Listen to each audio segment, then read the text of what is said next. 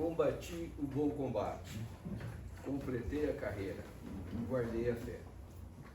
Essas foram as primeiras citações do promotor citando a carta do apóstolo Paulo a Tiago.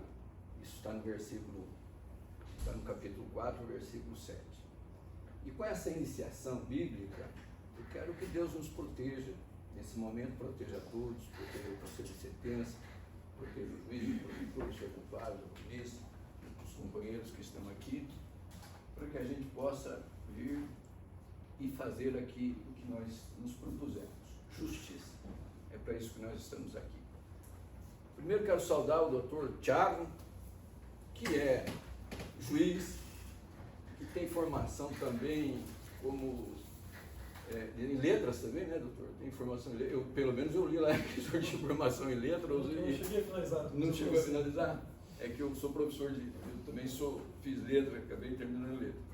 E o doutor Tiago, como já disse bem o promotor de justiça, ele tem uma competência enorme para presidir esse júri, ele é o presidente, e vocês perceberam que ele permaneceu o tempo todo da forma como um juiz tem que participar, de forma imparcial, absolutamente imparcial. Isso garante a justiça.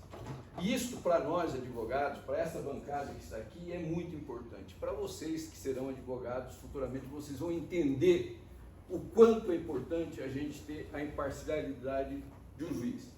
Porque um juiz pode complicar a vida de todo mundo quando ele não é parcial. Pode transtornar um país, inclusive, quando ele não é parcial. Então nós precisamos dessa imparcialidade e ele reúne competência técnica, competência jurídica, e é por isso que ele está ali sentado, por isso que ele é juiz.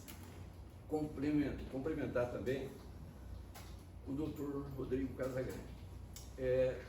Eu já o conhecia dos artigos, das suas manifestações feitas, e eu li um artigo dele, dizendo que a participação no tribunal do júri é um grande ato de cidadania. Ele já explicou aqui, claro, vocês deixam os seus afazeres, vocês saem de casa para vir aqui, mas é um grande ato de cidadania. Nós que fazemos júris, sabemos que a decisão do Conselho de Sentença, além de soberana, tem sido uma decisão sempre coerente com aquilo que é tratado no tribunal do júri. Então, quero cumprimentá-lo também.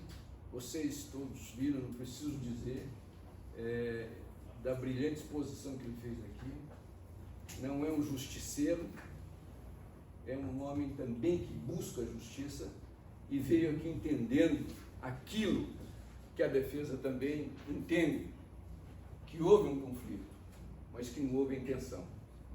E é por isso que as teses nossas se confluíram, tanto a dele quanto a nossa. E nós agimos com ética. É a primeira vez que eu venho na capital para fazer um júri. Nós fazemos no interior, lá na comarca de São Jerônimo da Serra, na comarca de Açaí, na comarca de Curiúva. A gente faz júri, é a primeira vez que eu vim aqui. E eu gostei muito dessa coerência dele.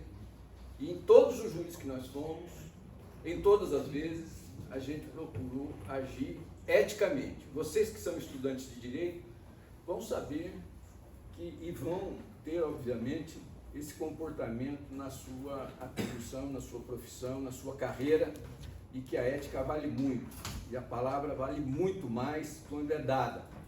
Palavra dada não volta atrás, flecha lançada também não volta atrás, e oportunidade perdida também não volta atrás.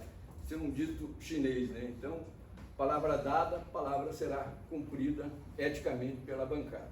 Cumprimentar meus companheiros, está aqui o doutor Bruno, que veio de Açaí, jovem advogado, também apaixonado pelo Tribunal do Júri, já fez vários júris também. Está aqui o doutor Alessandro, aqui, nosso companheiro aqui de Curitiba também, de Almirante Tamandaré, doutora Adriana, avante, mulher, o doutor Fernando, que está aqui, também vem lá de Nova Santa Bárbara, também faz Tribunal do Júri. E nós estamos aqui mais por paixão, podem ter absoluta certeza disso. É muito mais por paixão do que por dinheiro. Se fosse por dinheiro, nós não estávamos aqui.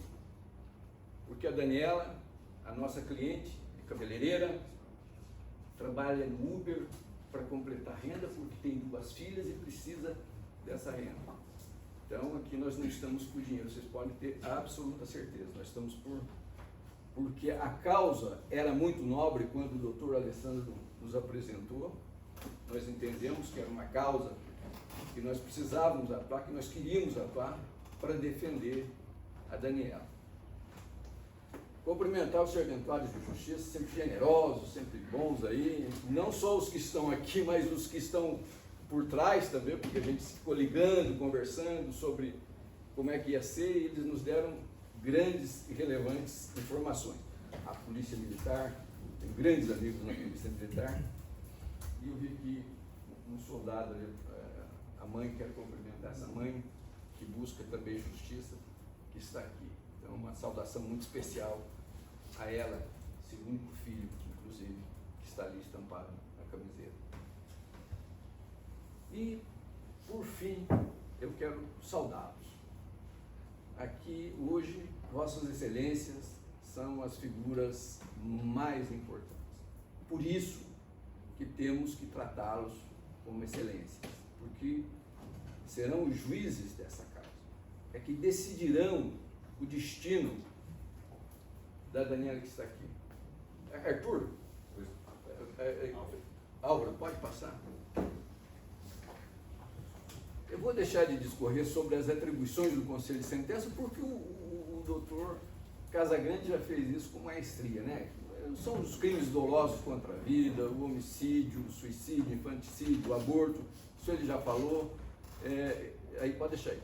E também eu vou deixar de fazer essa parte para a gente ser mais sério um pouco aqui, para a gente chegar já ao âmago da questão, para a gente resolver. Mas eu tenho uma frase que diz o seguinte: nada acontece por acaso e ninguém entra na vida de alguém sem nenhuma razão. Eu sou cristão, eu entendo assim, que se vocês estão aqui, há um propósito de Deus para que vocês estejam aqui para decidir o destino daquela menina que está lá chorando. Então isso é um propósito de Deus que colocou vocês na vida daquela menina. Assim como entendo também que é um propósito de Deus a escalação do juiz, do promotor que veio aqui e pediu a desclassificação do crime também, de encontrar um promotor sensato, um promotor justo, um promotor que não quer encarcerar uma trabalhadora que, lamentavelmente, aconteceu um episódio só na vida dela, tem uma ficha limpa, nunca teve outras implicações, e ele veio aqui com muita justiça e pediu a desclassificação e disse em alto e bom tom: não havia intenção de matar. Mesmo aqueles que não acreditam em Deus, que são os agnósticos e os ateus, mesmo aqueles que não acreditam em Deus, eu também acho que há um propósito do universo, se tem alguém assim, para estarem aqui nesse dia, para que estejam aí para decidir o futuro e a vida da Daniela. O doutor explicou o caso, e daqui a pouco eu vou falar do caso mais rapidamente, só vou pincelar alguns fatos do caso para a gente colocar. Mas eu queria aproveitar, porque toda a nossa defesa trata da questão da mulher. 90% são mulheres aqui assistindo, e aqui 5 mulheres e 2 homens. Então, de qualquer maneira, nós queremos trazer um pouco para vocês essa questão da violência da mulher. Não há como não tratar desse assunto, nesse caso. Quando nós vemos um caso, nós nos reportamos aos casos que existem.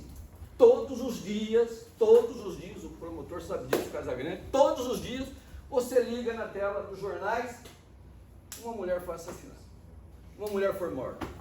Hoje de manhã, eu acordei cedo, liguei no Bom Dia Paraná, um assassinato de uma mulher, em Ponta Grossa.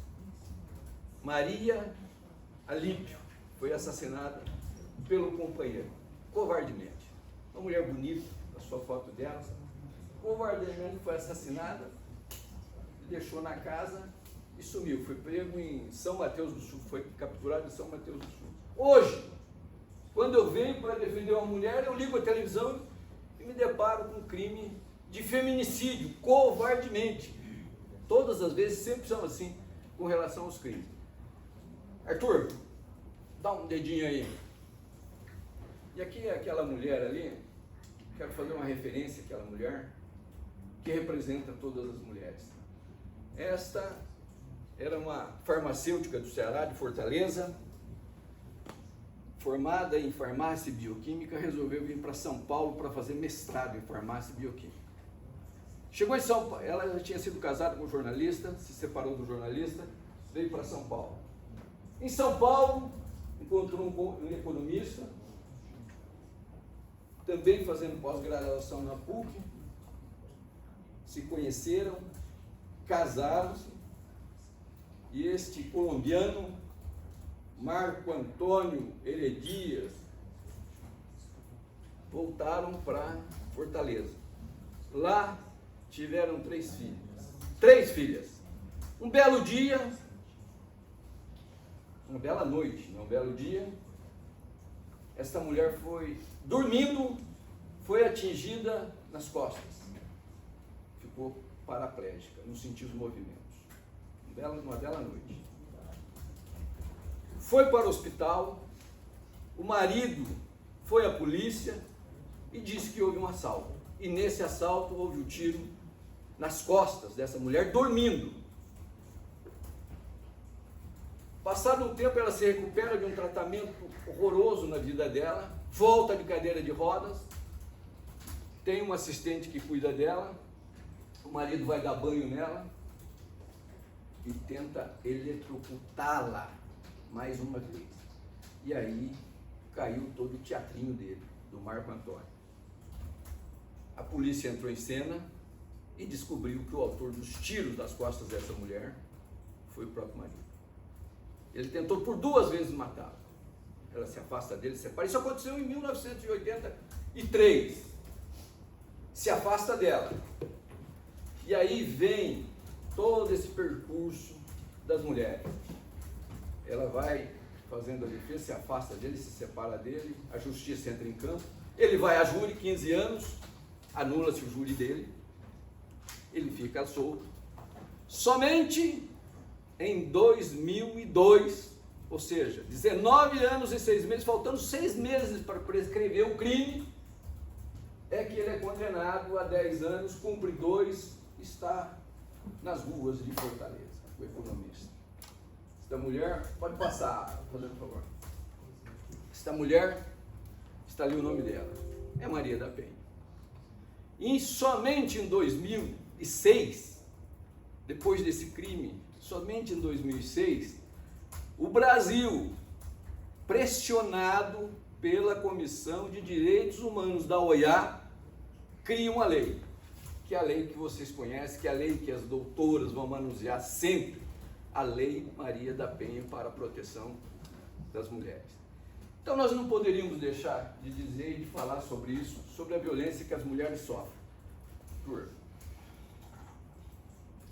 Sobre os fatos estão ali, o doutor já falou, mas eu vou bem rapidamente. Então eles estavam numa lanchonete Aerolanches, no dia dos namorados, comemorando, beberam, todos eles beberam, isso é inegável, isso está nos autos. Dali eles foram para a casa do casal, da Dani com o marido. Nesta casa eles continuaram bebendo, compraram um fardo no caminho, continuaram bebendo. Lá na casa, na chegada, já acontece aquele fato que o promotor disse, do imprensamento da Dani no portão da casa. E aí fica aquela polêmica, foi por querer, não foi por querer? Ele diz que não, ela diz que sim. Fica aquela... Mas ali já começa a encrenca, ali já começa todo o imbróglio desse casal, naquela prensada no portão. Entram para casa, vão para a parte superior, isso está nos autos, inclusive está aí, tá, nos movimentos, eu coloco os movimentos todos ali para não ter problema, nos autos. Se houver alguma dúvida, é só acessar aquele movimento que tem ali embaixo, aquele azulzinho. Tem mais uma discussão lá em cima. Segundo a Dani, mais uma troca de agressões físicas daí. Ela desce, preocupada, com vergonha do casal, e começa novamente. Ele sai de casa, 3 horas da manhã, o marido dela sai, diz que ia buscar a filha. Não consegue chegar, ele estava alterado, estoura o pneu do carro no meio do caminho. O Bruno, que é primo dele que estava junto, pega no volante e volta para casa com o carro dele. Eles entram na casa. A Dani está mostrando algumas mensagens, porque, como disse o promotor, nós não estamos com um pote cheio de mágoa com relação a esse relacionamento tóxico entre o casal. E ela mostrando as mensagens, ele fica emputecido de ver aquilo, fica bravo, e ali começa todo o imbróglio. Aí ele entra em discussão com a Dani, a intervenção da Franciele, a Franciele entra no meio, e há também uma discussão com a Franciele e ele. O Bruno sai, vai buscar uma cerveja, não vê os fatos. Muito embora o próprio, ali a gente viu ali, quando o doutor passou aquela reportagem do Paulo, que agora é deputado estadual, o marido dela diz o seguinte: o Bruno estava ao meu lado. Eu acho que ele estava muito alterado, o Bruno não estava do lado dele, porque o Bruno falou, eu não estava, não vi nada. Quando o Bruno chega, não viu nada. Ele já estava ensanguentado, já tinha sido alvejado ali no hemitórax e no abdômen, e o Bruno não vê nada. Mas enfim, isso não importa para o caso. É que houve as facadas, ela deu 3 facadas nele. Arthur, pode seguir. Os fatos, pode passar os fatos, porque os fatos nós já... Aí, ali é só eu junto, eu gosto também, sou meio detalhista igual o doutor, promotor, e gosto de juntar tudo para mostrar, e gosto de mostrar com os slides assim, porque eu sou professor também, dou aula, e para ter um rumo, eu sigo os slides. E ali está, ali onde foram as facadas, olha. Foi no hemitórax, do lado esquerdo, foi a primeira, e depois no abdômen ali, mostra o abdômen onde é para se situar. Vocês que serão advogados, vocês já comecem a cuidar muito do laudo. Quando houver crime, tem que ter o laudo ali para mostrar como é que é. Esse laudo está no movimento 224.1, está ali. Então foi esse. Tá, daí você fala assim, mas por que você está mostrando isso? O promotor já falou. É para mostrar que não havia intenção dela de matar. Se ela tivesse intenção de matar, enquanto ele estava discutindo com a Franciele, ela poderia pegar a faca e chegar por trás dele. Ele fala até que não viu nada na reportagem, que ele não viu nada porque ela chegou por trás do Bruno. O Bruno não estava. Ela poderia matá-lo. E o promotor disse, bem, depois das 3 facadas, ele foi, chegou a cair. Ele estava imobilizado. Se ela tivesse a intenção de matar, é aquilo que o doutor falou. Ela teria acabado ali, teria aproveitado desse momento que ele caiu e liquidado e matado. Mas ela não tinha intenção de matar. Quando ela faz, ela se desespera. Ela se desespera e manda chamar, vejam a grandeza dessa mulher. Ela fala, chame o socorro e chame a polícia. Isso me lembra muito um júri, doutor, que eu fiz em São Jerônimo da Serra, que a mulher também sofria abusos psicológicos e físicos, e eu fiz faz um ano esse júri lá, o doutor Fernando fez comigo. Essa mulher sofreu, ele era bebida, não era droga, era bebida. E esse homem chega na casa, já ela tentou inúmeras vezes chega na casa, ela está arrumando as trouxinhas dela nos sacos com a faquinha, não é uma faca de cozinha, que não é intenção, está ali arrumando, o nome dela era Maria de Fátima, aconteceu em 2007, ela foi julgada recentemente, a coitada. Ele chega na casa, ela fala, estou indo embora, não aguento mais, não suporto mais. Ele dá uma gravata nela, pega no pescoço dela, dá uma gravata para matá-la. Como ela está com a faca na mão, ela só faz assim. Deu uma facada, ele caiu, já caiu. Ela sai dali, o pai dele morava vizinho perto e a irmã também, tudo ali perto. Ela sai da casa, chega no pai o apelido dele era Vardeg. Chega lá nesse senhor e avisa o pai, olha, esfaquei seu filho. Vai na casa da irmã, esfaquei seu irmão. A irmã pergunta, você não vai fugir? Não! Liga para a polícia, eu vou esperar a polícia. Mesmo o comportamento dela, o policial não veio aqui hoje, nós não íamos ouvir, obviamente, mas o policial relata que ela estava ali, ao lado dele, aflita, sofrendo, ao lado dele. esperando a polícia chegar, esperando para ser presa, porque ela tinha consciência que ia ser presa. Ela não fugiu, ela não saiu. Por isso que ela não tem esse dom de criminalidade. Ela estava ali esperando, aflita, para que a polícia chegasse. Ela se entregou voluntariamente. Pode passar. Aqui são os depoimentos do Wagner. O doutor já falou ali, eu já falei para vocês que há algumas contradições do marido, né? Que ele fala algumas coisas ali, tem as contradições dele também que ele fala, conforme for, principalmente naquela questão de que ela chega por trás, ele não viu nada. Então, isso, pode passar. Aqui nós não precisa reproduzir. Tenta ver se reproduz.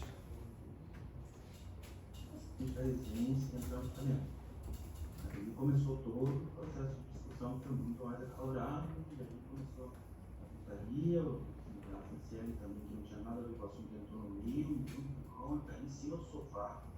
E nesse momento que eu caí no sofá, eu levantei, realmente falando mais alto, não, vai embora da casa, não quero isso aqui. E aí começou a discussão. Com a Franciele. Com a Franciele. E nesse momento que eu estava do meu lado, eu falava, parabéns, vamos aproveitar que você veio para se divertir. E ele foi para a cozinha trazer a cerveja, estava do meu lado, estava na minha frente, e aí a Daniela não estava ali também. Eu não tinha saído, eu estava na cozinha. Foi questão de segundos, meu primo saiu do meu lado, foi para a cozinha buscar a cerveja. Quando me contou, eu também não percebia a Daniela chegar do nosso lado. Não tem um sinal de defesa no meu braço, não tem uma reunião do meu corpo, não tem nada. A única coisa que tem é um sinal de perfuração, ao redor do coração. Uma abertura a gente vai feita até uma órgão vital. Então é o que eu tenho. Então, quando aconteceu todo esse processo, eu não sabia que ela tinha feito, eu não imaginava que estava colocado. Quando eu percebi, eu acho que foi um corte, deu alguns passos para fora, que eu estava muito, eu estava familiar, deu alguns passos para fora, que eu acho que eu pudesse ter cortado alguma coisa, mas não foi isso. Beleza. Tem que pôr por F5 aí para ficar maior um pouco. Acho que é isso. Voltar lá embaixo onde nós estávamos. Aí pode descer mais um. Infelizmente. Pode descer. Certo. Pode E descer. essa questão. Bem, aí é uma questão já que foi abordada, tem uma ação de alimentos. Nós vamos pular. Uma questão, não sei se está sendo veiculado, porque em matéria de família, geralmente Pode tem pular. segredo de justiça, Pode para pular. não passar isso lá pela... Obrigado. Só desculpa a intervenção, só no sentido de preservar. Senão vai a público isso. Não está passando, né? Ali. Não, o senhor está falando, mas as coisas só não Só ali. Desculpa a intervenção, doutor. Não, mas eu vou essa questão de família. Segredo de justiça do Ministério Público é fiscal da lei. A doutora vai falar depois da questão de família, mas é só um passando também, não é para nada, porque realmente nós viemos preparados para mostrar todo o caso. Pode passar, fazendo favor. Então, o Bruno, põe o Bruno aí para a gente ouvir. Realmente, em relação até essa casa. Como é que é? Como é que começou essa briga? Se é que houve briga? Em que momento isso acontece? Em que momento o senhor assiste? O que o senhor vê? Vamos agora para a ação criminosa mesmo. Por favor, fique à vontade. Então, eles começam uma discussão, pelo que eu entendi, eu me lembro, o Wagner já não estava gostando mais da menina. Ele disse, não, eu vou para... Primeiro ele queria buscar a chefe dele, e também para ela ir embora. No caso, ele ia levar eu embora, e a menina, como foi discutindo que o Uber tem uma parte, voltar de Uber e ir embora. Para eles ficar só eles ali, que já estavam brincando. Só que daí começaram a discutir, começaram a gritar, e eu falei, vamos parar, vamos lá fora, vamos ver o Wagner. Deixa as meninas conversarem dentro, já que elas não estão gostando muito do Pablo da mim, e vamos lá fora tomar uma cerveja. E eu vou na cozinha e pego 2 cervejas. Quando eu volto, eu vejo as duas dentro da sala, e como eu pensei, já saiu para a garagem. Então, eu chego na porta da sala, eu vejo eles tudo ensanguentados, já muito sangue pela roupa. Ele estava caindo ainda. Ele estava caindo, ela voltou, eu só via ela voltando para trás, e só que eu não vi sangue nela. E quando eu volto, eles tudo sangrando. Daí ele cai, daí eu. Sangrando? Ele estava de pé ainda, tudo sangrando, e ele começa a cair. Ela está sangrando, a Daniela? Ele. E a Franciele? Também não vi sangue. Tá. Me diz uma coisa, tenta lembrar o máximo, assim, só para a gente ter uma noção, para a gente ir para cima do crime, digamos assim. Estava o seu chefe entrando na porta, quem está de frente para quem? Me diz a posição dos três ali, quando o senhor surpreende, chegou. O Wagner, quando eu chego, olho, a Dani está olhando para o Wagner, só que o Wagner está do outro lado da porta, então onde eu estou, eu não vejo. A Fran, ela está do lado da Dani, mas olhando para a Dani. E daí as duas estão com uma. Dá para ver que elas estavam meio apavoradas. Né? E quando eu dei o voo, eu estava segurando esse CD, chego na porta e vejo ele do lado de fora, já na garagem, tudo sangrando. Então ele já tinha tomado a facada. O senhor não vê o momento da facada. Eu nem sabia que era uma facada, eu não entendi tudo, não estava entendendo por quê. Eu só vi ele, quando ele cai no chão, eu vejo o sangue, então, isso. É isso. Só para naquele ambiente que estava ali, como disse, um ambiente tóxico, há essas contradições, obviamente, né? Porque é uma dinâmica assim que surge, então há contradição entre o Bruno e o próprio primo, que é o marido da Dani. Pode passar, fazendo um favor. Tá, aqui é a Franciele, né? Já colocamos, já foi falado que a Franciele presenciou. Na verdade, ao bem da verdade, só existe uma testemunha. E aí fica aquele trabalho da promotoria e da defesa que ela fala lá na delegacia e depois ela fala em juízo. Então, claro que essa diferenciação aí. A única testemunha ocular foi ela. Não há mais ninguém. O policial chegou depois, o Bruno não viu, só há ela como testemunha. Ela nem pode ser testemunha também, o promotor poderia falar isso, poderia desqualificar ela como testemunha, porque ela é amiga da Franciele, ela seria um informante. Mas é a única pessoa que presenciou os fatos foi a Franciele, da forma como foi o que ia acontecer. Pode passar, meu amigo. E aqui também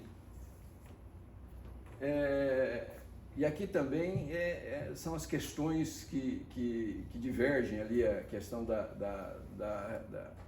ela diz que ele tentou agredir ela, e eventualmente, só discordando um pouco, é óbvio que o cara ele tinha 1,90 m e 96 quilos. A Dani tem 1,54 m e 56 quilos. Então tem 40 quilos de diferença. Realmente, eu tenho que concordar com o promotor que ele é um brutamonte. Eu só discordo porque nós achamos que ele foi para cima dela, obviamente, né? Eles estavam ali numa discussão, isso é natural, numa discussão. Se houve agressão, não houve, só a Franciele sabe, mas ele estava ali na frente dela. Mesmo que tenha sido mesmo que inconscientemente a Daniela tenha percebido, deixa eu cumprimentar o Dr. Jean também, pelo tribuno do Tribunal do Júri, aqui de Curitiba, coincidentemente meu primo, Jean Bittencourt. Então, mesmo que ela se assustou com a figura dele, quem não se assustaria de vocês, um cara de 1,90 m aqui próximo a você, alterado, todos vocês, qualquer um se alteraria, qualquer um se assustaria, e ela, no impulso, naquela violenta emoção ali, naquele momento, naquele ímpeto, como disse o doutor, ela, por um instinto de sobrevivência, deu uma facadinha, depois aquele momento que foi no hemitórax, acho que não atingiu, ele não sentiu nada, conforme ele disse, eu não senti nada. E ele permaneceu ali. Falou, opa, então mais duas. Aí ele sentiu. Aí ele saiu. Aí isso foi o fato. Então, o objetivo dela era afastar ele dela e da Franciele. Afastou. Saiu. Chama a polícia e o socorro. Imediatamente. Ela fez isso. Chama a polícia e o socorro. Está aí. Não havia intenção de matar. Por favor, Arthur. Pode ir. Aí depois disso a gente tentou empurrar ele para fora, né? Daí ele é mais forte que os dois, né? A gente tentou várias vezes fechar, sabe que ele abre o pé da porta, né? que uma hora ele conseguiu empurrar a porta, né? Aí eu entrei na frente, só sei que depois que ele conseguiu abrir a porta com tudo, ele veio por cima de mim e me deu 3 tapas no meu carro. E a Dani estava atrás de mim, né? Tá. Você tem quanto de altura, senhora? Eu tenho 1,75 de altura. Tá. Ele estava alterado e ele te dá tapa e não murro? Ele me deu 3 tapas no meu rosto. Pra mim, pareceu aquilo ali um murro, porque nunca aconteceu isso comigo antes, né? E ele é muito grande. Eu fiquei meio zonza na hora. Até o momento da gente pegar a faca e se defender dele, foi muito rápido, porque eu fiquei tonta. Porque eu não esperava aquilo. Eu não pensei que ele teria coragem com isso. Né? E ele me agrediu. E aí, depois disso, eu só sei que a Dani veio com a faca e falou, sai daqui. E ele não saiu, ele foi por cima dela ainda. Foi isso que ela acertou. E eu tava longe disso, né? Porque tudo isso aconteceu do meu lado. Aí depois disso foi tudo que aconteceu, né? Quantos homens ela deu? Eu acho, pelo que eu vi, apesar de eu estar minhas unhas, parecia que era feio. Ela deu a primeira, ele não se afastou ainda, ele foi por cima dela ainda. Ela deu uma primeira e foi pra trás. E eu olhando assim, meio zonzo, assim, eu não estava acreditando. Né? Não quis acontecer. Aí ele foi de novo pra cima dela ainda. Ele só parou quando ele viu que começava o sangue dele. Eu vi que ele começou a ir pra trás, assim, queria se encostar em alguma coisa, ele foi caindo, ele foi lá pra fora. Ele foi se encostando e saiu lá na calçada. Aí eu vi que o negócio estava, tipo, sério mesmo, sabe? Não era só uma briguinha de casal ali, né? Aí ela ficou muito nervosa. Quando ela pega a faca, a senhora não interceptou, não? Não, porque foi rápido. Ela pegou, eu lembro que ela pegou, ela fez assim, falou, sai daqui. E ele, tipo, falou, o que você vai fazer com isso aí? Ele falou, se jeito, assim, sabe? E ele foi por cima dela. E ela foi indo pra trás e ele foi por cima dela ainda, né? E nessa hora eu tava meio tonto, porque acabaram de levar 3 tapas no rosto. Um homem E daquele... aí ele toma a facada e continua andando na frente. Não, ele levou uma e foi pra cima dela ainda, sabe? Tá. Ninguém grita. Eu gritei, com certeza eu gritei. Eu não vou lembrar. Não parece. Não, o Bruno só apareceu depois que ele estava lá fora saindo. Eu não sei onde aquele menino estava. Aí, beleza. Pode passar aí. É aquilo que eu disse, eu já reproduzi aqui, que ela ficou assustada porque ele estava na frente. Então, talvez ele não fosse partir para ela, mas há uma preocupação dela de que ele pudesse, com 1,90 m, 96 kg, partir para cima dela, né? Então, é isso. Então, ficou naquela... E nós compartilhamos da tese da promotoria, conforme foi dito, de que houve a lesão corporal, de que houve uma defesa, mas que não houve a intenção de matar. Pode pular os depoimentos dela para a gente agilizar, pode pular. Pode. Volta só um pouco, por favor, volta só um pouco. Aqui. O fato ocorreu 3 horas e 58 minutos, em conteste, fato em conteste. Após uma discussão do esposo com a Daniela. Fato em conteste também, não dá para contestar. Os motivos não foram suficientemente detalhados, né? Ficou naquela guerra de versão. A versão do marido e a versão do esposo, cada um deu a sua versão aos fatos. Então, não ficou determinado aqui.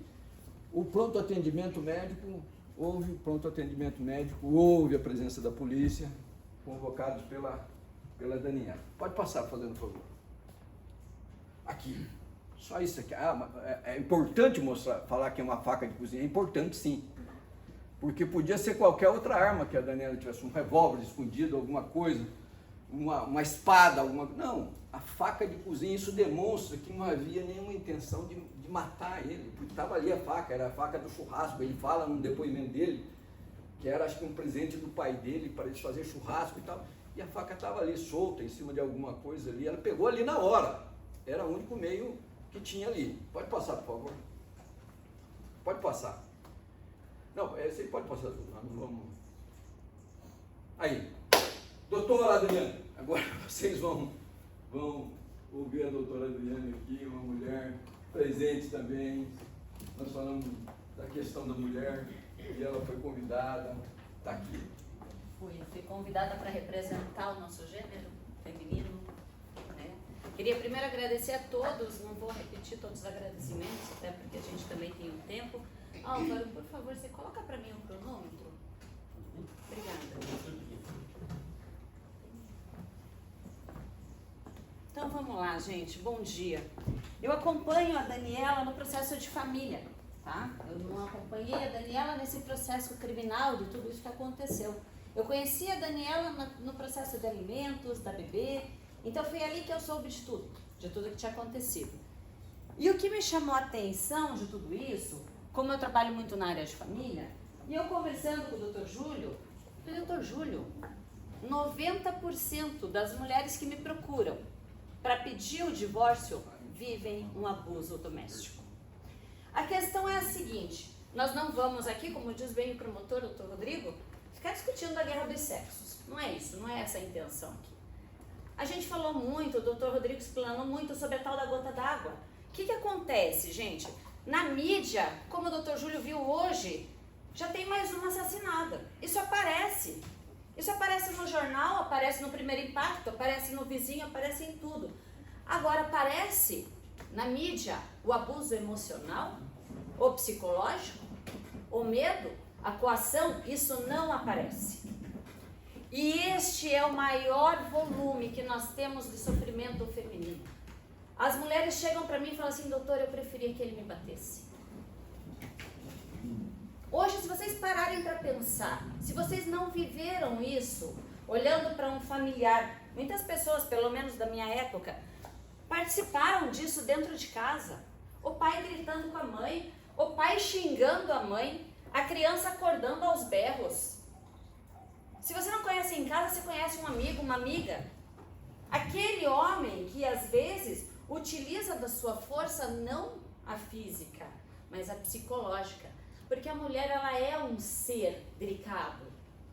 Ainda que se tenham hoje aquelas questões de ideologia de gênero. Gente, a mulher já era bebê, a mulher já era um ser humano. Ela tem um sentimento diferente de família.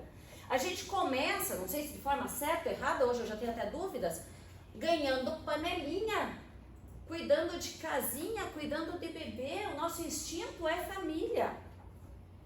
E a mulher, quando ela sofre esse abuso, ela não conta. Por que ela não conta? Porque ela tem medo, gente. Mas ela não tem medo só do homem. Essa que é a pior parte. Ela tem medo do que a família vai dizer se ela for divorciada. Ela tem medo de como que ela vai se virar financeiramente, porque normalmente a mulher, ela tem uma renda menor. Porque ela se dedica aos cuidados familiares. Temos hoje as exceções, temos as diferenças, temos, mas a gente está falando do mundo. Não falando do genérico. As mulheres têm medo do que a vizinha vai falar. Elas têm medo de como elas vão ser olhadas e julgadas pela sociedade. E o pior medo que eu vejo quando elas falam comigo no escritório é que elas falam, eu quero proteger meus filhos. Isso me dói. Porque o filho olhando a mãe sofrendo, por mais que ela sorria, ele entende que ela está sofrendo. E o que você passa para a tua filha naquele momento que você aceita o teu marido te xingando, o teu marido chegando alterado? Você passa, é isso que a gente tem que sofrer. Esse ciclo não se quebra, gente. Ela só consegue olhar para mim e falar, doutora, eu saí disso. Ela só enxerga o ciclo vicioso que ela repete. Preste atenção nisso, a mulher repete os passos da mãe. O pai também, né? Os filhos também. Ele é um ciclo. Se você viveu naquele ciclo, o que você vai fazer? Você vai repetir. Quem é aqui que quer ver a sua filha sofrendo um abuso psicológico? Não vou falar de abuso físico. Não vou falar aqui do tapa, do abuso sexual, porque já vi isso. Já vi o homem mandando e-mail para a mulher dizendo que se ela não cedesse às vontades sexuais dele, viria uma praga, porque isso está escrito na Bíblia. Você tem noção do que eles fazem? Eu não estou falando de caso da Dani, eu estou falando do geral.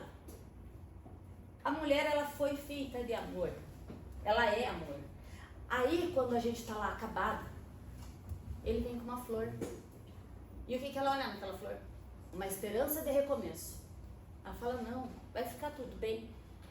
E aquela mágoa, aquela dor, ela vai guardando, até ter um outro disparo, um outro gatilho. Até a hora que ela fala, mas de novo, mas ontem você me trouxe uma flor, hoje me bate com espinho da rosa, que isso? Mas aí vem a criança, ela fala, eu não posso deixar parar, eu não posso sofrer, eu não posso chorar, eu tenho que lavar roupa, eu tenho que cuidar da casa, eu tenho que trabalhar fora, eu tenho que suprir isso tudo. E normalmente esse ciclo continua. Até que chega uma hora que acontece. A gota da água. Gente, a mulher ela pode ser forte. Tem as mulheres lutadoras, ela pode ser forte. Mas a mulher, ela é feita pro amor. A gente é retardada. Eu falo que a gente é retardada. Porque a pessoa vai lá, judia. Você fala, não quero mais. Aí ele vem com um sonho de valsa. Não é o preço. Ele vem com uma violeta.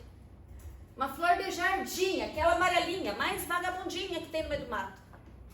Você fala, nossa, ele mudou. Ou pior, eu vou conseguir mudá-lo. Não vai. Porque você não sabe o que ele viveu. Você não sabe as circunstâncias que ele viveu. Você não sabe se ele está replicando algo que ele viveu. Que ele presenciou também. Às vezes não é a culpa dele. Às vezes aquilo para ele é o normal. E reconhecer. Aí a gente não sabe, né? Porque se eu sempre vivi assim, eu nasci assim, não tem criancinha que explode o pessoal lá no Oriente? Para eles aquilo é normal. Então o que eu quero mostrar para vocês, gente, é que tá na mídia, tá tudo muito lindo, ele matou, esfaqueou, morreu, é toda mulher bonita, como se a feia pudesse morrer. Não, ninguém pode morrer. Não é assim que funciona. Só que por trás disso que aparece na mídia, dentro de casa, nós temos um ciclo de abuso psicológico e emocional muito maior. E que você só enxerga quando você sai daquilo. Elas chegam para mim acabadas. Elas saem, elas continuam naquele relacionamento já depois do divórcio. Doutora, mas será que eu posso fazer isso? Por que não? Não é porque eu nunca fiz, né? Não sei se pode. Sabe aquela coisa, se você vai educando um cachorrinho eternamente assim? É isso que acontece hoje. Tá muito evidente hoje, só que ele não passa na mídia essa parte do abuso emocional. Aí o que acontece? Um belo dia, a mulher se cansa. Ela fala, deu. A família cobra. Ela fala assim, você vai continuar com esse vagabundo? Você é a pior de todas. Ou ele faz isso com você e você não toma uma atitude. Só que ela não tá dentro das 4 paredes que você tá. Ela não dorme com ele dentro de um quarto, trancado, com medo. É fácil falar da vida dos outros quando você não tá na vida dos outros. Ah, mas se fosse comigo. Não é com você. Não faça julgamento. Não é com você. Só é. Então, o que a gente tem que pensar aqui, gente, teve um caso que eu soube. Eu não participei, eu soube por um outro advogado. Era uma senhora. Ela tinha lá seus 67, 68 anos e ela vivia um abuso emocional muito grande. Na cidade do interior, uma casinha no sítio. Uma vez ela cansou, ela falou, chega, eu não aguento mais esse homem. Ele chega transtornado aqui, ele não... Era uma família humilde, ele não aceita que eu requeito o arroz, tem que cozinhar para ele, tem que limpar o pé dele. E ainda, além de todos esses cuidados, ele me xinga. Ele fala que eu sou uma vagabunda, que eu não faço nada. Ele olha pra mim e diz que eu tenho outro, eu não tenho idade nem pra isso. Um dia ele dormiu, ela jogou uma panela de óleo quente no ouvido dele. E aí você fala pra ela, você vai ser presa. Ela fala, ainda bem, porque eu não vou mais acordar apanhando. Vocês sabem o que é isso dentro de um psicológico feminino? Por quanto tempo a pessoa vive assim pra chegar numa hora e falar, deu? Da pessoa falar, eu prefiro estar presa. Não, eu prefiro estar presa do que estar vivendo esse inferno. Porque se eu sair, minha família me julga. Se eu sair, a sociedade me julga. O que meus filhos vão pensar de mim? Eu prefiro ficar lá. Vou ficar presa. Então, gente, quando eu falei com o Dr. Júlio, eu falei, gente, o abuso, a violência doméstica não está vinculada somente com o que a gente assiste. Infelizmente. Elas chegam e elas saem quebradas. Elas olham pra mim, como é que eu faço agora, doutora? Eu falo, vai pro salão. Corta o cabelo. faça as luzes e se renove. Porque ela não sabe para onde ela começa, quando ela sai daquele ciclo. É como se fosse um hamster numa gaiola correndo, sabe? Você solta ele na casa, você não sabe para onde vai, porque você não sabe correr naquele círculo. Então, gente, o que aconteceu aqui, olhando os fatos, pensando em tudo isso que a gente viu, houve sim a agressão, houve sim a lesão, tá certo? Não, tá errado. Não é porque eu sofro isso que eu preciso esfaquear, não. Para isso existem meios jurídicos. Para isso existe um instrumento jurídico. Ah, mas eu tenho medo, tá bom, para isso existe a proteção. Ah, mas a lei da Maria da Penha protege, eu sei, tudo bem, vamos lá. Vamos tentar, vamos buscar ajuda. Não é buscar uma forma de matar, uma forma de parar desse jeito. Tá errado, tá errado. Não tá certo. Mas chegou a gota d'água. Sabe quando chega a gota d'água? Eu até soube de uma história uma vez, e eu acho muito interessante para falar da tal da gota d'água, sabe? E foi no tribunal do júri, inclusive. Tinha um senhor que ele era dono de um comércio. Senhorzinho de idade, ele vendia, sei lá, vou chutar aqui, frutas. E um rapaz, todo dia que passava numa rua, na frente dele, para poder trabalhar, né? Olhava para ele e xingava ele, seu corno. Seu corno, e xingava ele com um monte de outros nomes. E ele ficava quieto. E todo dia, o rapaz passava, bom dia, seu corno. Todo dia, todo dia. E aquilo foi cansando aquele senhor. Porque não era só o corno, né? Tinha outros xingamentos junto. Um belo dia, ele foi lá dar um tiro na cara, matou. Matou. E foi pro tribunal do júri. Aí ele foi fazer a sustentação, um advogado foi fazer a sustentação. Aí o advogado foi falar da gota d'água. E foi muito engraçado porque ele chegou no tribunal e falou assim: eu queria agradecer a presença do excelentíssimo juiz, do promotor, dos jurados, da plateia toda, né, dos advogados de defesa. Mas eu queria mesmo aqui agradecer a presença do juiz, do promotor, dos jurados e da plateia. Aí o juiz olhou assim: tá tudo bem, né? Pode começar, doutor. Não, eu queria agradecer a presença do juiz, do promotor, dos jurados e da plateia. Todo mundo começou a achar estranho, esse advogado tá louco, né? O juiz se irritou, falou: doutor, por favor, comece. Então, gostaria muito de agradecer a sua presença, a presença do promotor. Foi até uma hora que o juiz se irritou. Ele falou: está vendo, excelência? Isto é gota d'água. Então, por quanto tempo você passa, às vezes, aceitando, até ter um gatilho, que sem pensar, sem planejar, sem nada, você pega e fala: foi, agora era. E quando você volta em si, que baixa a adrenalina, você fala: que foi que eu fiz? E agora eu vou ter que viver com isso. Então, gente, essa contextualização não é guerra dos sexos, não é discutir aqui quem tá certo, quem tá errado, não é nada disso.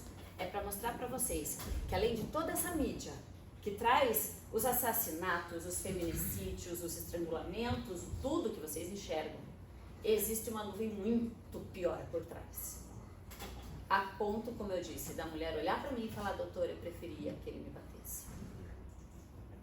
O abuso emocional, a violência psicológica é algo imensurável. E isso é carregado não só para a vida dela, é carregado para as pessoas que convivem com ela, com aquela criancinha que olha para ela e fala: mas é assim que tem que ser? E não tem coragem, e não tem força para sair daquilo. Então eu deixo aqui para vocês essa minha mensagem, nesse sentido de pensar, neste caso, como essa situação, porque foi isso. O doutor bem já falou sobre isso. A gota d'água, o gatilho que fez você tomar uma atitude e pensar.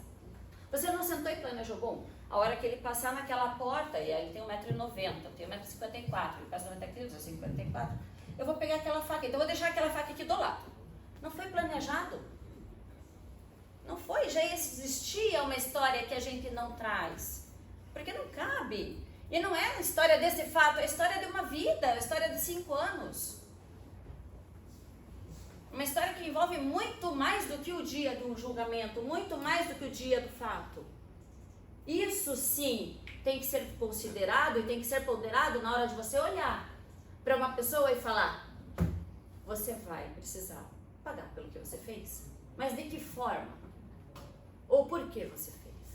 E este é o grande papel de vocês hoje.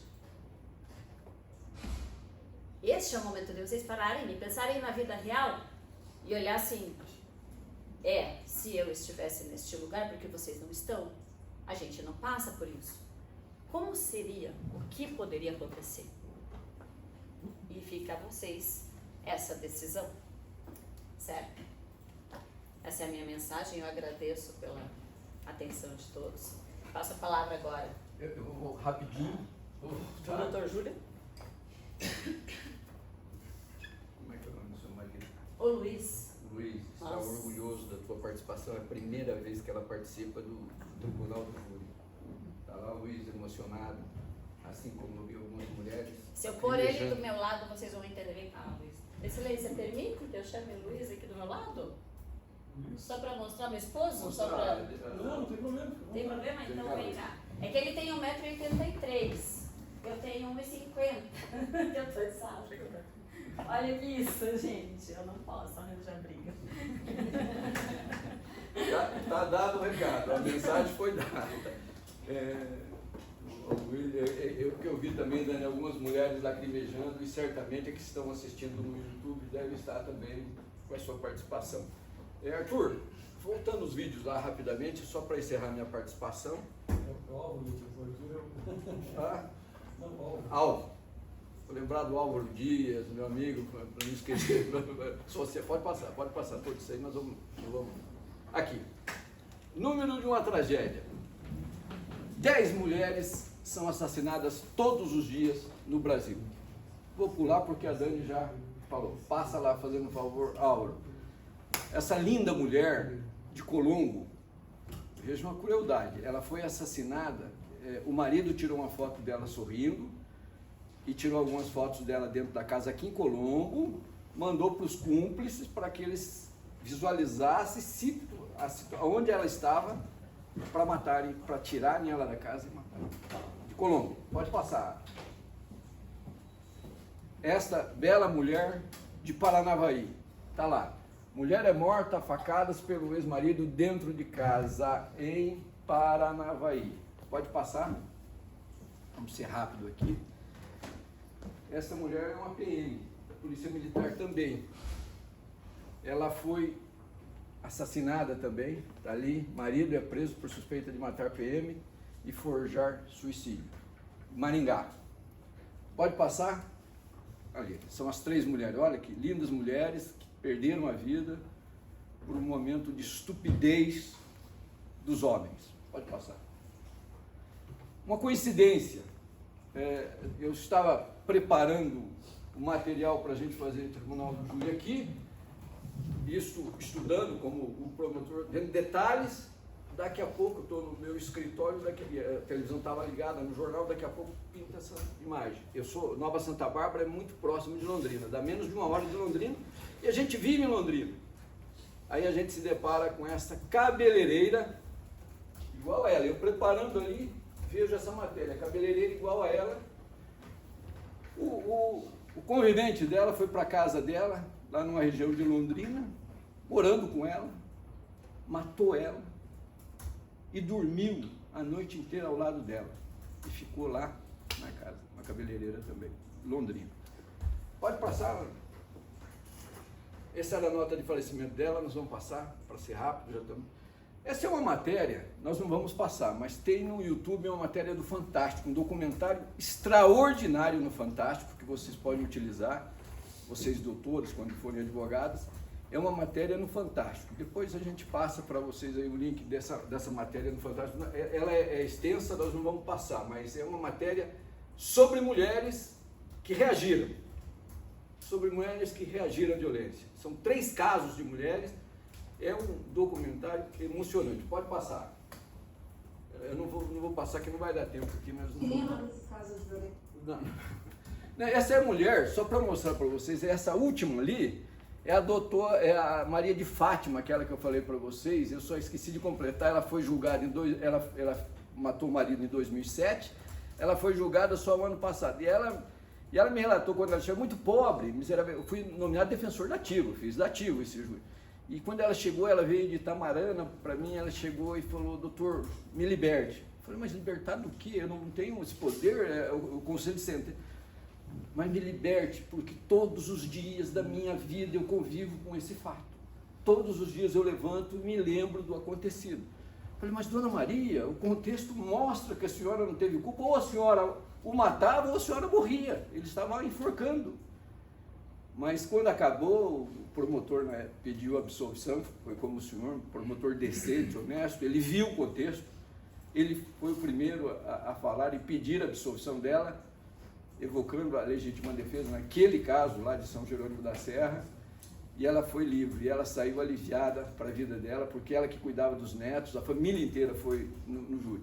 E daí eu coloquei lá naquele dia, é que veio esse slide junto, todas essas mulheres foram assassinadas, todas elas foram assassinadas, facada, estrangulada, todas essas belas mulheres foram assassinadas, na sua grande maioria, em todas as regiões do país. A violência doméstica não escolhe região, não escolhe Nordeste, não escolhe Norte, Sudeste, Sul, não escolhe. A violência doméstica acontece em todo o Brasil. Pode passar, por favor. Pode passar, passa. Pode passar, esse cara, pode passar. Pode passar. Calma aí, dolo. Volta só. A questão do dolo aqui, o doutor já discorreu bem, não vou nem discorrer, que a questão do dolo é a vontade, né, de cometer aquele crime. Então ela ficou muito caracterizada aqui, tanto pela defesa quanto pela promotoria quanto pela defesa, que a Dani não agiu com dolo. Então, pode passar. Aí era questão só de altura, né? A altura dele, peso dele, a altura dela. Pode passar. Pode passar. Você pode ir. Pode. Aqui, desclassificação. Era isso aí. Doutores, agora o doutor Bruno e o doutor Fernando vão falar sobre a mesma tese do Ministério Público que nós estamos sustentando, que é a desclassificação do crime para lesão corporal. Doutor Júlio, muito obrigado. Fica até difícil falar depois de uma linda apresentação do Dr. Júlio, né? Gostaria de saudar inicialmente o excelentíssimo juiz-presidente dessa primeira vara, Tribunal de Júri, Dr. Tiago. Brilhante, doutor. Atuação, em momento algum, o senhor atrapalhou nem mesmo a acusação e nem mesmo a defesa. É isso que esperamos nos tribunais de júri de vários juízes. Que em muitos casos, doutor, acabamos com que temos interrupções e muitos juízes hoje, até mesmo o próprio promotor sustentou, tem muita gente que é mídia, né? E esquece aos fatos. Doutor Rodrigo Casagrande, é um prazer estar perante Vossa Excelência. Mais de 300 júris, 20 anos de história aí. É um prazer para esse pequeno advogado estar na presença do senhor, que li muito sobre o senhor. Fico lisonjeado de estar na presença do senhor. Serventuários públicos que faz isso aqui rodar, na realidade, se isso está acontecendo, grande parte, digamos 80%, é dos serventuários que trabalham dia e noite e faz o processo andar. Gloriosa Polícia Militar, que aqui nos fazem a segurança pública. Meu mentor, costumo falar, Dr. Jean Paulo Bittencourt Monteiro, que é o primo do Dr. Júlio. Se eu estou hoje como advogado criminalista, iniciei com ele, ainda no segundo ano de faculdade, né, doutor? Iniciei com ele na área criminal e foi onde me apaixonei. Confesso que a minha vontade era ser delegado e me apaixonei pela área criminal e hoje estou advogando na área criminalista. Também sou procurador do município de Açaí, estou procurador, né? 9 jurados, mas também não poderia deixar de falar da mãe do senhor tenente, Maíra, que eu também conheço a história.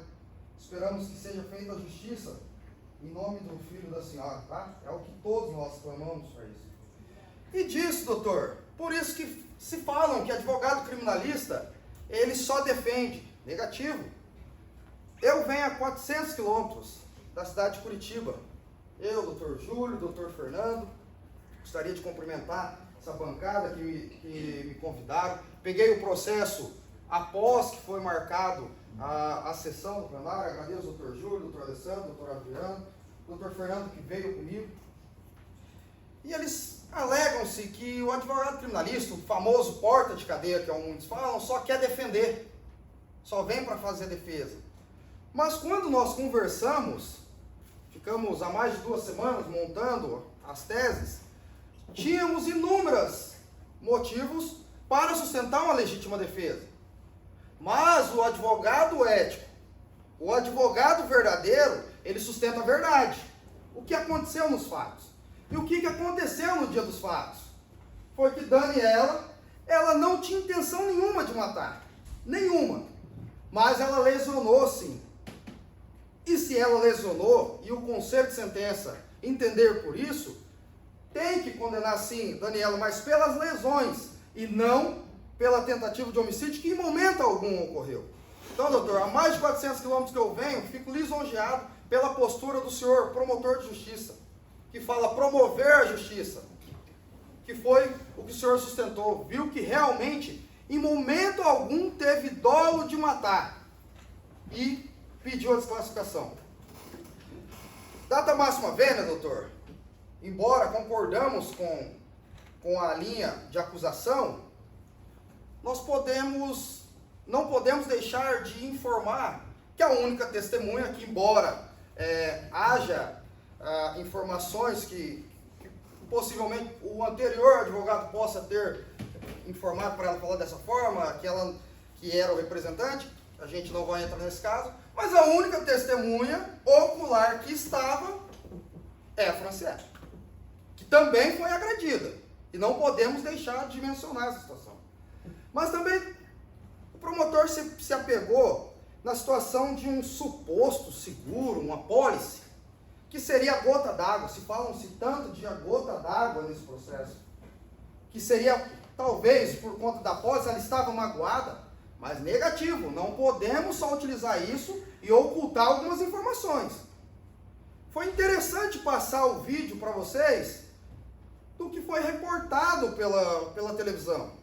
Mas não podemos deixar de destacar também que iniciam sim em um barzinho, vários tomam cerveja, e tanto no depoimento dela, as brigas se iniciam por um outro motivo, por droga também, que não foi mencionado em momento algum.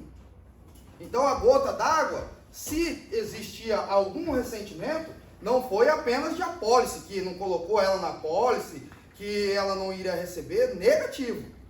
Isso não aconteceu. Ela no próprio depoimento, interessantíssimo, não se fala em momento algum a parte do vídeo em que ela dá a entrevista. Não foi oportunizado isso a ela. E a única informação que tem é após a prisão dela, no vídeo. Mas não se passa também a questão de um pino de cocaína que aconteceu. Ninguém falou aqui a situação. Então a gota d'água já vinha de um relacionamento tóxico e também por virtude das drogas, que está no processo, que ela ama ele e estava tentando livrar ele desse ponto, do que estava acontecendo. Então, sim, aconteceu os fatos, mas também, quando eles saem do bar, acontece a pressão ali no portão, que seria culposo ou não foi, mas temos um processo rodando que está marcado para 2026. Ainda não transitou em julgado, não podemos falar que ele é culpado, se ele pressou ela no portão por vontade própria, mas temos um processo. Outro ponto a destacar é que existe uma briga na parte de cima, Daniela desce, e posteriormente, o Bruno no depoimento fala, eles saem da casa, às 3 e pouco da manhã, falando que ia buscar a filha de 10 meses, após a bebedeira toda.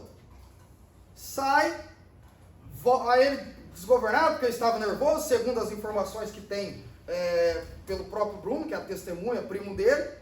Nervoso, ele bate o carro, eles trocam de lugar e eles voltam embora. 3:30 da manhã, uma criança de 10 meses dormindo, o pai foi buscar a criança.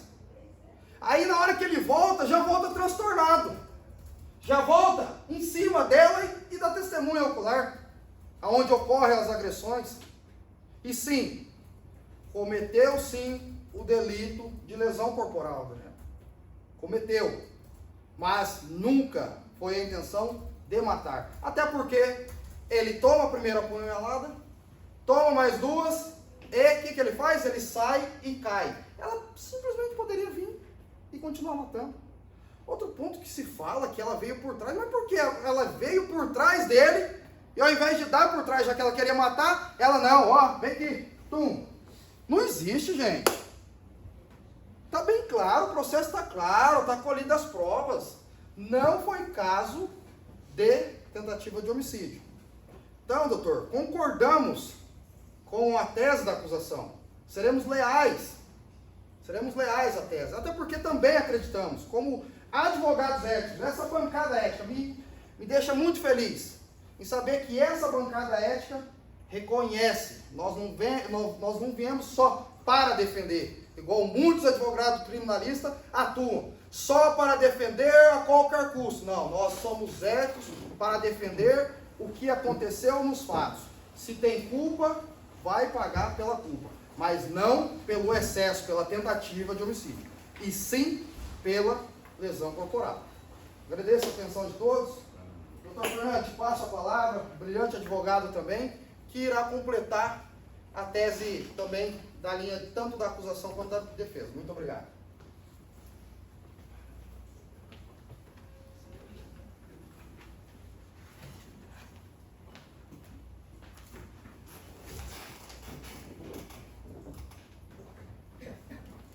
Obrigado, doutor Bruno.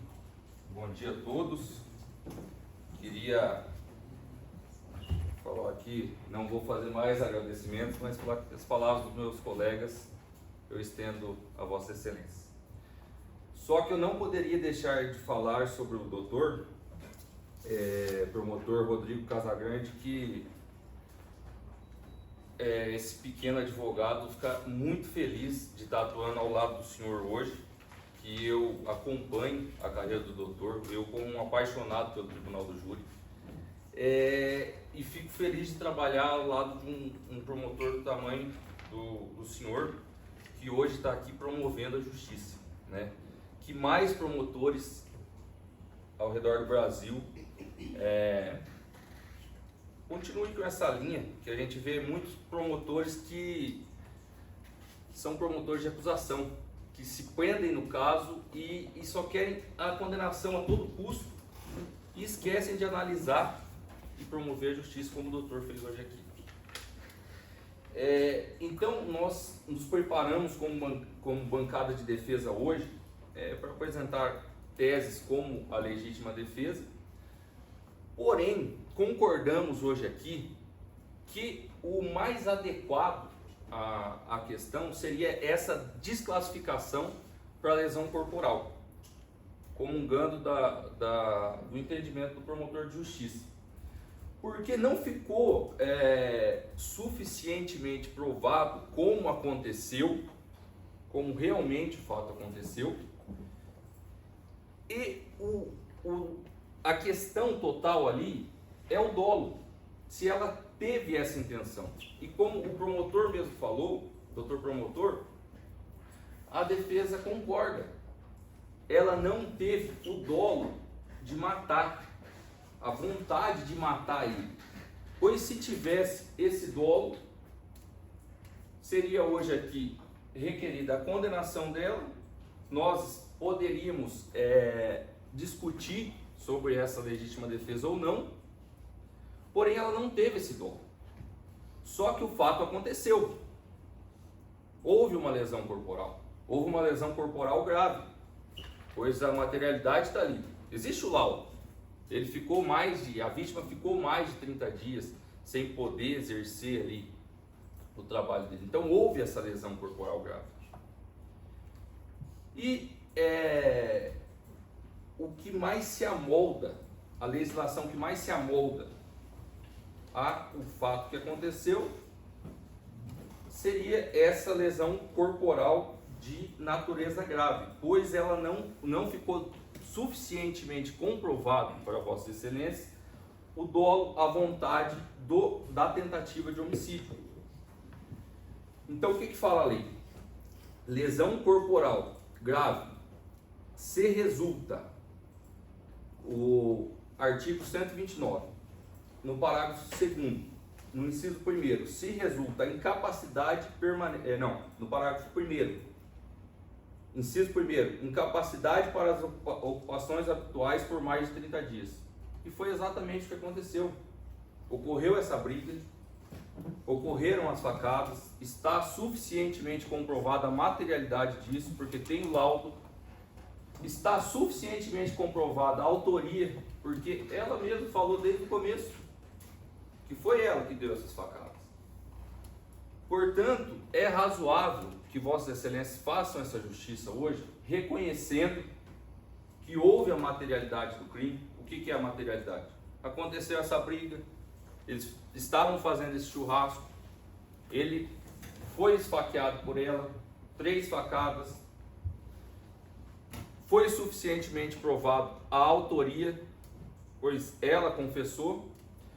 Só que, quando forem Vossas Excelências perguntadas acerca da tentativa de homicídio, que Vossas Excelências, concordando com a tese da promotoria e também da defesa, não reconheçam essa tentativa de homicídio e desclassifiquem ela por uma lesão corporal, que aí sim será julgado pelo juiz de direito. Então, a defesa, já se encaminhando para o final, vem pedir que Vossas Excelências desclassifiquem esse denúncia de tentativa de homicídio para lesão corporal grave. E não podemos deixar de mencionar na nossa exposição, mesmo sabendo que será objeto de apreciação do juiz de direito, a questão da lesão corporal privilegiada,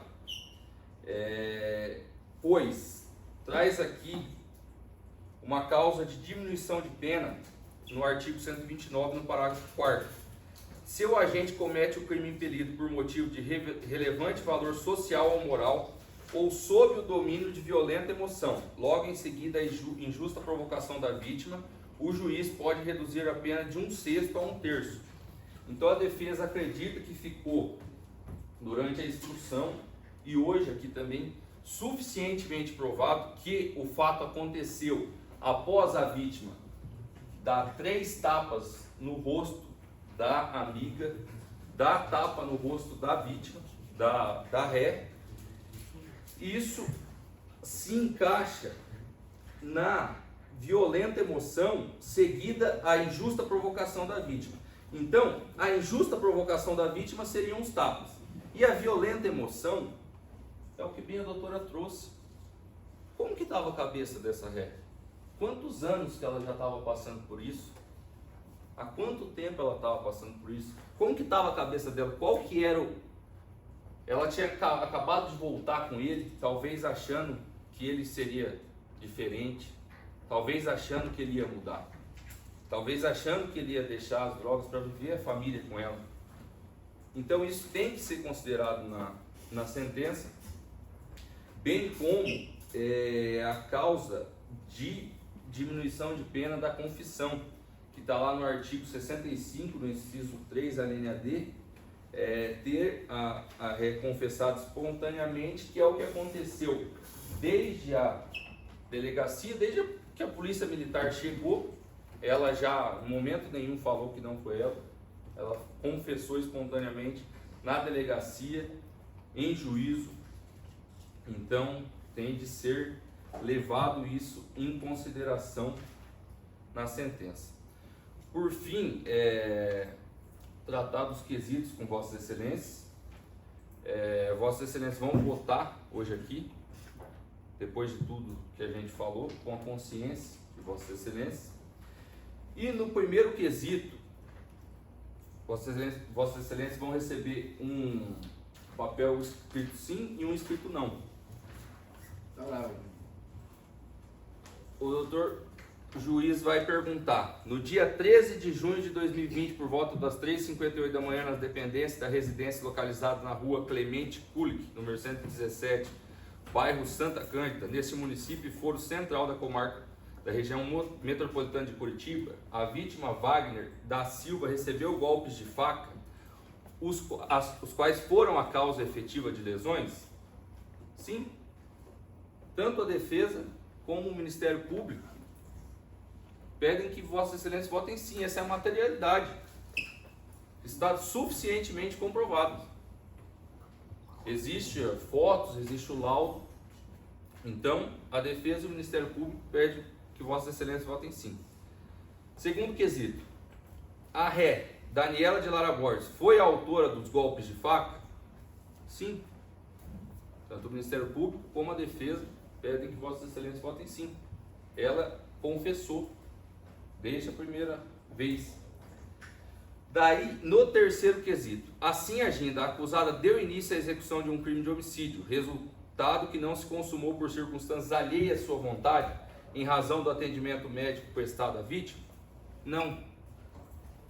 Ela não deu início a esse crime de tentativa de homicídio, que é o que o promotor defendeu aqui e o que a defesa defendeu. Assim, votando, Vossas Excelências estão tirando da competência do Tribunal do Júri e passando para o juiz decidir acerca da lesão corporal que ela fez. Só que ainda assim, se Vossas Excelências não votarem como a gente pediu, como o doutor promotor pediu, se votarem, já acabou a votação por ali. E se não votarem, vai ter a última pergunta. O jurado absolve a acusada, aí é a livre convicção de cada um de Vossas Excelências, que podem, como o doutor juiz explicou no começo aqui, podem decidir sem qualquer motivação. Diferente do juiz que precisa falar, olha, estou decidindo assim, por isso, baseado nisso. O conselho de sentença pode decidir do jeito que for, por motivação política, por motivação religiosa, por qualquer coisa. Então, é essa a minha manifestação. Eu queria agradecer a atenção de Vossa Excelência e passar a palavra para o Dr. Júlio finalizar.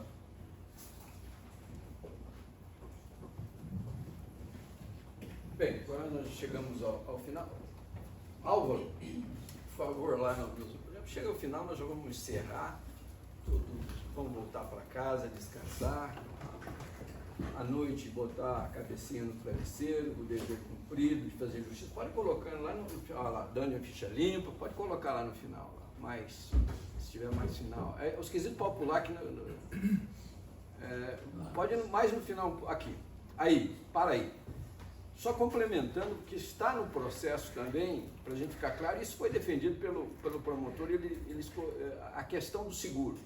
Nós colocamos lá, doutor, que a beneficiária realmente era a mãe dele, porque nós achamos que iam ser falado aqui sobre essa questão do seguro, mas está ali. A beneficiária que ele fez o seguro era a mãe, não era a Dani, não tinha nada a ver. Volta agora um pouco, só para descontrair e para encerrar também, eu quero só volta um pouco no Augusto Cury ali, não sei se tem. Augusto Cury ali embaixo. Ali. Não, aí, deixa aí, por favor, um pouco, só um minuto, deixa aí, ainda não reproduz. Só para encerrar, aqui foi falado, a doutora Adriana falou das mulheres.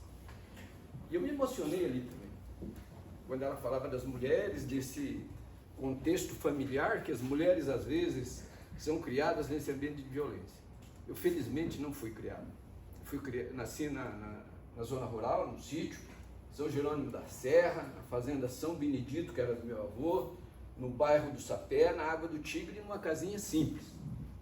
Minha mãe, com poucos estudos, meu pai tinha um pouco mais de estudo, mas eram lavradores. Criavam porcos, gado, um pouco de safra e tudo. Minha mãe, ela pulava 5 horas da manhã para cuidar dos afazeres de casa. Ela que tirava leite. Na verdade, minha mãe que era o homem da casa, né? Porque meu pai era um bom vivan. Embora morasse no sítio, agricultor, mas ele era um bom vivan. O Jean sabe das histórias dele e dos irmãos dele. Mas minha mãe levantava 5 horas, tirava leite, depois cuidava da casa, cuidava... 4 filhos. Todo ano meu pai fazia um filho, então 4 homens na casa. E era uma vida sofrida, e minha mãe, infelizmente, teve toda essa vida com poucos recursos financeiros, e ela não pôde comer em bons restaurantes, nem meu pai, nem ter uma vida boa, nem falar de ir para um resort, se divertir, e ela acabou morrendo muito cedo também, e meu pai também acabou morrendo muito cedo também. Então eu quero fazer uma homenagem à minha mãe nesse sentido. E em casa, por que eu me emocionei? Porque em casa, eu sou casado com a professora Cirlei, professora de Educação Física. Quando nós namorávamos, ela trabalhava, ela é filha de caminhoneira, então, cidade muito pobre, Nova Santa Bárbara, e ela que cuidava da casa. E ela escovava, quando ia limpar o assoalho, era de madeira, era aquele escovão pesado. Um dia eu falei, vamos jogar uma francesa? Antes, quando eu namorava, né? Vamos jogar uma francesa, ela quase quebrou meu braço. Falei, aí, vamos respeitar essa mulher, de qualquer jeito. Mas, é que em casa, eu sou pai de 4 meninas, 4 filhas. E como eu vi que vocês são 5 estudantes de direito, 3 optaram pela profissão do pai, que é fizeram direito. 3 são advogadas, lá em casa. Tem uma filha também, tem a Tamires, a primeira enfermeira padrão. A Júlia, advogada, a Ana Carolina, advogada, e a Maiara, a caçulinha, advogada também. Então façam direito. Eu vou só encerrar agora, fazendo uma homenagem a um amigo meu, que é o desembargador Gilberto Ferreira, que é desembargador aqui em Curitiba, foi por muito tempo juiz na comarca de São Jerônimo da Serra, e ele tem uma paixão por São Jerônimo da Serra. E por um acaso, um dia eu estava no gabinete dele, conversando com ele, com o Dr. Gilberto Ferreira.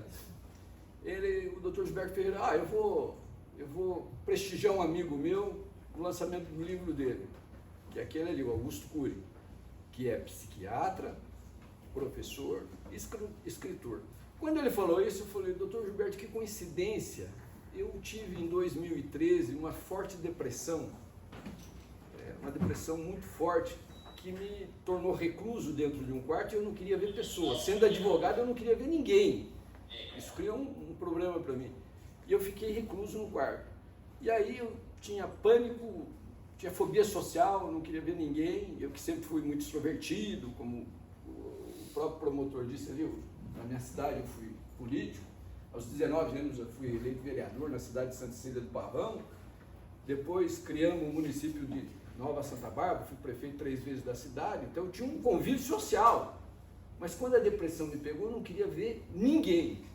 E o que me salvou foi uma terapeuta de São Jerônimo da Serra, e foi os livros do Augusto Cury. Eu contei isso para ele. Eu falei, olha, eu li os livros do Augusto Cury, isso me ajudou a sair da depressão, isso me estimulou a sair um pouco do quarto, e assim, graças a Deus, eu superei a depressão, que é uma doença do século, lastimável e terrível na vida das pessoas.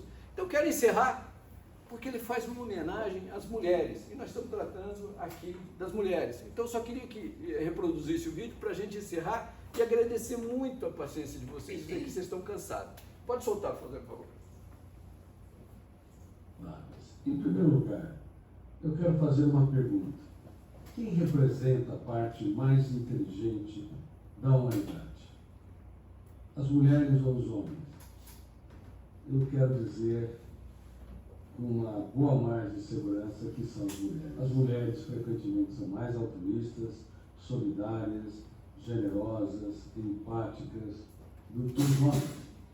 Se elas fossem generais, muito provavelmente quase não haveriam guerras, porque elas não teriam coragem de enviar os seus filhos aos campos de batalhas. E se você for ver na história, os maiores crimes foram cometidos por homens. Raramente as mulheres cometem grandes atrocidades. Os homens têm essa facilidade. Nós temos que repensar o valor, a grandeza, a espetacularidade das mulheres. Muito obrigado. Está encerrado aí. Encerrado. Bem, Jorge, nós finalizamos aqui a fala da defesa. O Rodrigo, pelo Ministério Público, que interesse em réplica. Jurados, alguns esclarecimentos